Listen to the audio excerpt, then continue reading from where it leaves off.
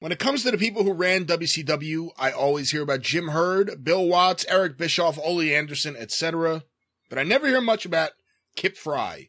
Did he do an all right job during the brief period he was there? Oh, God.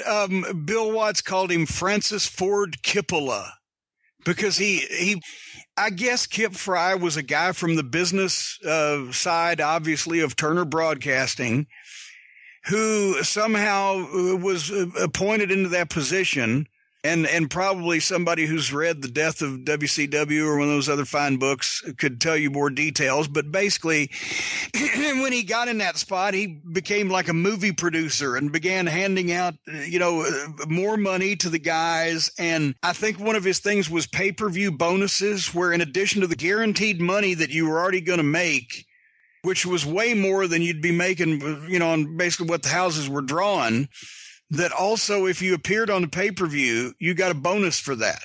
And you got a bonus for other shit. Can you help me on this? If you had the best match of the night, or if you had a really good match, you got a bonus. Yeah, and best match in a work who's, acknowledging that in the locker room, which led to, I'm sure, wonderful feelings amongst talent when best can be interpreted a number of ways based on what you're trying to fucking do. If, for 15 minutes, fucking second match, you go out and have blisteringly executed fucking high spots and have a wonderful match, but the main event that drew the money, is a whole different kettle of fish. So anyway, I think he got put in that position by being promoted from within the, ranks of business executives and thought he'd become a movie producer and wasn't there long enough to do really any real good or real bad that I'm aware of.